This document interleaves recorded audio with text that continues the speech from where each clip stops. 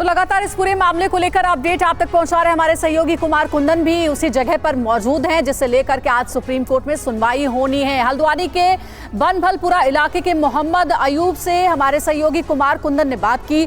Ayub TV9 को अपनी जमीन का पट्टा दिखा रहे थे। उनका ये कहना है कि उनकी पूरी जिंदगी इसी इलाके में बीती है और अपना पट्टा रिव्यू करने के लिए अदालत का दरवाजा भी उन्होंने खटखटाया है। ये रिपोर्ट देखिए।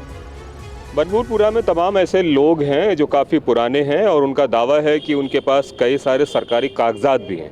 हमारे साथ अयूब साहब हैं जो तकरीबन 70 साल के होने जा रहे हैं। सर, एक बात बताएं कि आपकी पैदाइश कहाँ हुई?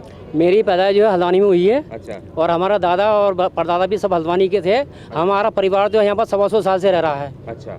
और अभी जो ये ज़मीन के ये कागजात वगैरह हैं, ये क्या हैं बेसिकली? ये जो है ये सन 1960 की जो है 1367 फसली है जो सरकार ने जो था इसका सर्वे करा है सन 1960 में, जिसमें सब चीज़ों को दर्शाया गया है। इस नक्शे के अंदर रेलवे की जगह भी, बंजर जगह भी और जो है कब्रिस्तान भी और खेत खलियान भी सब दिखाए गए हैं इसमें। ये अपनी जमीन पर नर्सरी बना के सिर्फ झाड़ बेचकर साल में 2 करोड़ कमाते हैं। उनके सीक्रेट्स को सीखना चाहते हैं तो फ्रीडम ऐप को अभी डाउनलोड करें। जी, तो उस वक्त जो है उस वक्त के हिसाब से आपकी रिहाइश दिख रही है सरकारी ज़मीन पे या गैर सरकारी ज़मीन पे? हम जो है हमारे पिताजी को सन 1907 में जो है यहाँ पर लीज मिली जी। जियो नंबर 1748 17 मई सन 1907 के हिसाब से जी। और उस समय कितने साल के लिए लीज मिली? वो जो है हमारे जो 90 साल की लीज मिली। अच्छा जी। फिर उस लीज को फिर आगे बढ़ाया गया या नहीं? उस लीज को जो है अब सुप्रीम कोर्ट ने जो है उसमें मुकदमा चल रहा था फ्री होल्ड के लिए ना, तो उसमें जो है उसमें जो हमने कार्रवाई कर रखी है थोड़ी आगे की। अभी वो मामला कोर्ट में विचाराधीन है। हाँ जी। अच्छा, तो आप लोगों की क्या दलील है कि सरकार आप लोगों की सुने? हमारी दलील ये है कि इसमें जो है रेलवे की कोई ज़मीन नहीं है। रेलवे की जगह जो है 1884 या 85 में जब रेलवे आई और सन 1901 में जो प्रथम बार जो हल्द्वानी में रेलवे आई है ना, उस टाइम पर जो है इनकी जगह जो थी मतलब एक गोला में थी और उसके बाद फिर इनकी जगह बह गई ना, और बहने के बाद फिर इनकी फिर पटरी ऊपर को आई और उसके पटरी के आने के बाद फिर जो है 1367 फसली का नक्शा बना और आज भी जो है ये 1367 फसली में रेलवे की इसमें कोई जगह नहीं है। और उसके बाद सन 60 में जो के बाद फिर वही जगह तो इन्होंने हमारे चिराग अली साहब बाबा से लेकर के और इंदिरा नगर तक जो है उसको बैंड कर दिया, उसको रेल की पटरी को। आज भी आप देख सकते हैं मौके पे, ऐसी बात छिपी हुई बात नहीं है। और गौला नदी जो है सूखी नदी है, बरसाती नदी है। तो 4000 परिवारों का क्या जो लगातार अपना दर्द बयां कर रहे हैं, लेकिन जो हाईकोर्ट ने फैसला दिया है, क्या इस बस्ती पर बुलडोजर चलेगा? क्या सुप्रीम कोर्ट भी मोहर लगाएगा हाईकोर्ट के फैसले पर? बहरहाल नजरें सुप्रीम कोर्ट पर हैं, लेकिन इस हल्द्वानी के मामले में आपको बता दें कि लापरवाही के स्पॉन्सर सिर्फ गफूर बस्ती के लोग ही नहीं है। आज उंगलियां बहुत से किरदारों पर उठ रही हैं और उठनी चाहिए भी। दरअसल सवाल ये है कि बनभलपुरा में अतिक्रमण को शुरुआत में ही क्यों नहीं रोका गया, ये पहला सवाल है। संकट में 4000 परिवार है, असली गुनहगार कौन है? इसके अलावा दूसरा सवाल ये कि इस अवैध कब्जे पर रेलवे विभाग और उसके अधिकारी आखिर इतने साल तक चुप क्यों रहे, सोते क्यों रहे, पहले एक्शन क्यों नहीं लिया गया? तीसरी बड़ी बात कि जब एक बहुत बड़ी आबादी इस इलाके में बस गई तब जाकर नींद क्यों टूटी है, वो भी हाईकोर्ट की फटकार के बाद। तब सब प्रशासन भी जाग रहा है। इसलिए सवाल उठता है कि क्या गफूर बस्ती और उसके जैसे अतिक्रमण के तमाम मामले सरकारी लापरवाही का नतीजा नहीं है? इसमें लोगों का क्या कसूर है?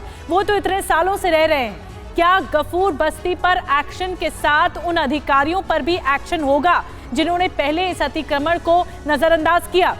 एक और बड़ी बात, जो परिवार 40-50 साल से लगातार रह रहे हैं, उससे पहले से रह रहे हैं, रेलवे की 78 एकड़ जमीन पर रह रहे, आखिर वो जाएंगे कहां? क्या कोई वैकल्पिक व्यवस्था की गई है कि इन लोगों को बसाने के लिए पूरी तैयारी है ताकि यहां पर इनके घरों पर बुलडोजर चल सके?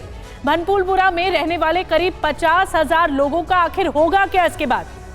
ये बहुत बड़ा सवाल है। कुमार कुंदन हमारे साथ लगातार हल्द्वानी से बने हुए हैं, उसी गफूर बस्ती से जहां लगातार टीवी9 भारतवर्ष आपको एक एक रिपोर्ट दिखा रहा है।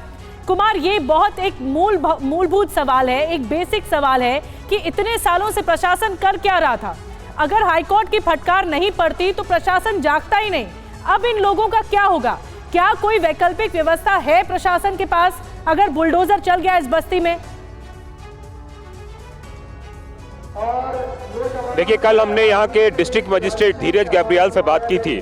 उन्होंने कहा था कि चूंकि सारा मामला रेलवे का है और इसमें जो एक्टिंग एजेंसी है वो रेलवे है, तो ऐसे में रेलवे को ही सारे कदम उठाने हैं। लेकिन अगर खुदा ना खास्ता सुप्रीम कोर्ट का ऑर्डर कुछ इनके विपरीत आता है, तो ऐसी स्थिति में बुलडोजर चलने के बाद ठंड का चूंकि समय है, तो हमारी कोशिश होगी कि हम पुनर्वास का भी ध्यान रखें। लेकिन बड़ा सवाल ये नहीं है, बड़ा सवाल ये है कि इतने दिनों तक जो ये तमाम लोग रह रहे हैं, जिनके वोटर आई कार्ड हैं, आधार कार्ड हैं, आखिरकार ये लोग जाएं तो जाएं कहां, और ये सब बने कैसे? जो अगर बने तो उन अधिकारियों पे क्यों नहीं एक्शन लिया जाए जिन अधिकारियों ने इनको बसने दिया? और उस समय तक रेलवे क्यों आंखें मूंदे बैठा हुआ था जब ये लोग बस रहे थे? तो ऐसे में जो है कई सारे ऐसे सवाल हैं। आपको लगता है कि ये जो पूरा मामला है, इसमें सरकारी अधिकारियों की भी उतनी गलती है? उतनी ही गलती है सर। अगर सरकारी अधिकारियों की गलती नहीं है तो हमसे अभी तक हाउस टैक्स, वाटर टैक्स क्यों लिया जा रहा था? हम लोगों के यहाँ सिविल लाइन क्यों डाली गई? स्कूल्स क्यों बनाए गए? कॉलेजेस क्यों बनाए गए? जब सवाल हमसे हो रहा है तो सरकार से भी सवाल होना चाहिए। सरकार को भी इस चीज़ का जवाब देना चाहिए। सारे सवालों के जवाब हम ही क्यों दे रहे हैं? सारी परेशानियां हम ही क्यों फेस कर रहे हैं? ये सवाल सरकार से भी होना चाहिए। मेरी यही दरखास्त है। ठीक है कुमार, ये अपने आप में बहुत वाजिब सवाल है जो यहाँ के तमाम बाशिंदे पूछ रहे हैं कि भाई अगर ये अवैध जमीन थी, अवैध अतिक्रमण किया गया था, तो अब तक हमसे हाउस टैक्स क्यों लिया जा रहा था? ये अपनी जमीन पर नर्सरी बना के सिर्फ झाड़ बेचकर साल में 2 करोड़ कमाते हैं। उनके सीक्रेट्स को सीखना चाहते हैं तो फ्रीडम ऐप को अभी डाउनलोड करें।